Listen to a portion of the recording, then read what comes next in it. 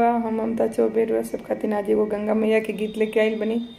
जैसे कि पता बा आज पूर्णिमा बा, तो आज गंगा मैया के गीत हो जाए। प्लीज़ अच्छा लगे तो लाइक सब्सक्राइब शेयर कमेंट जरूर करम जाए। बिनई न निर्मल पानी, जय गंगा महारानी। बिनैल निर्मल पानी, जय गंगा महारानी।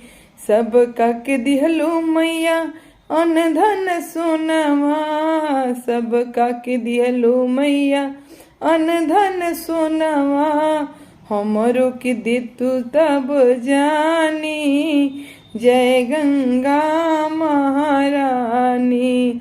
बिनैल निर्मल पानी, जय गंगा महारानी। बझनी के मैया हो पुत तुहु दिहलो, बझनी के मैया हो पुत तुहु दिहलो। हमारा के दे तू तब जानी, जय गंगा महारानी। बिनैल निर्मल पानी, जय गंगा महारानी। अन्हरा के मैया हो आँख तुहु दिहलो, अन्हरा के मैया हो आँख तुहु दिहलो। हमरो के दी तू तब जानी, जय गंगा महारानी। बिनैल निर्मल पानी, जय गंगा महारानी।